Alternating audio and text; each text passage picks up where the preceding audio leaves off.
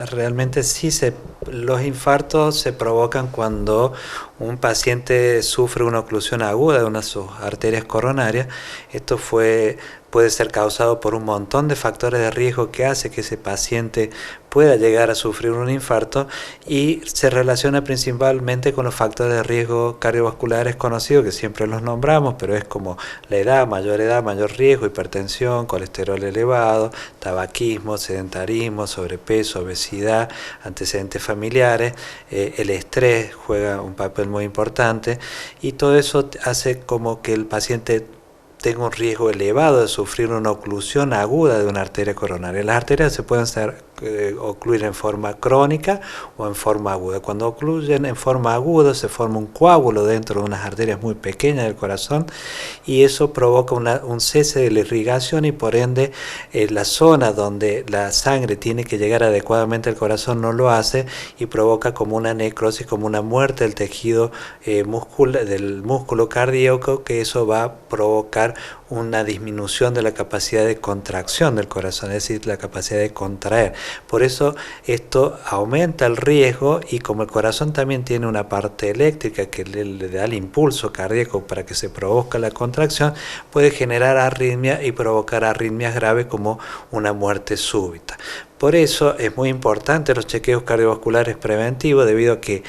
la mayoría de los pacientes que sufren un infarto, como ustedes lo han nombrado, mucha gente últimamente reconocido en nuestro medio ha sufrido infarto e inclusive muerte, la mayoría de los pacientes no tienen un síntoma previo, es una enfermedad silente. Por eso hay que hacerse controles cardiovasculares y tratar de detectar la enfermedad en estadios tempranos, donde uno puede actuar y disminuir el riesgo cardiovascular. Esa pregunta es muy buena para que la gente sepa que cualquier disconfort que presente en la zona precordial, desde el cuello hasta la base del tórax, inclusive a veces la parte abdominal, alguna molestia, porque a veces no se presenta con un dolor típico, a veces las características son atípicas, y en los pacientes añosos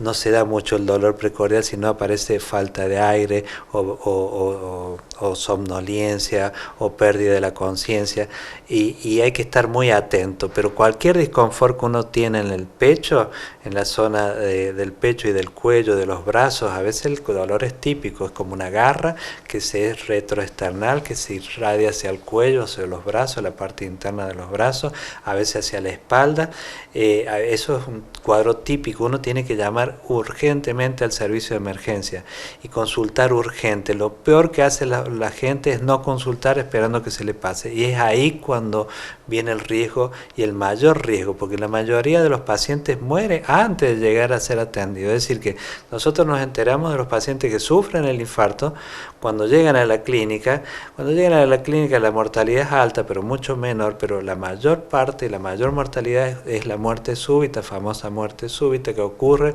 siempre en los domicilios o en la calle, en cualquier lugar donde el paciente puede estar, ¿no?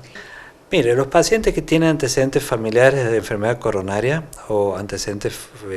digamos, aquellos pacientes que tienen más de 55 años en el hombre y más de 65 en la mujer, tienen mayor riesgo cardiovascular. Aquellos pacientes que están caracterizados con algún factor de riesgo, como nombré hace un rato, hipertensión, colesterol, tabaquismo, diabetes, todo eso, sobrepeso, sedentarismo, todos esos pacientes tienen que consultar, tienen que ir a su cardiólogo y tienen que consultar para hacerse un chequeo cardiovascular completo, que incluye una anamnesia, un examen físico, toma de presión,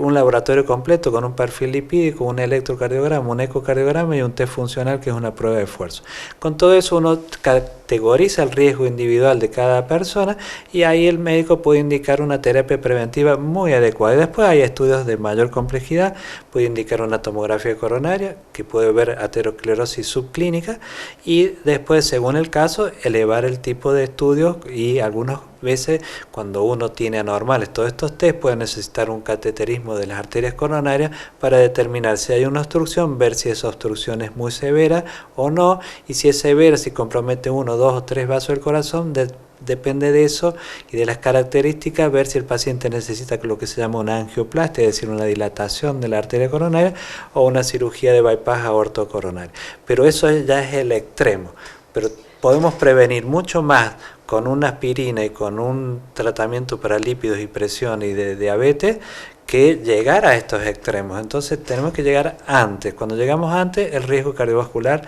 baja y el riesgo de infarto y el riesgo de muerte también.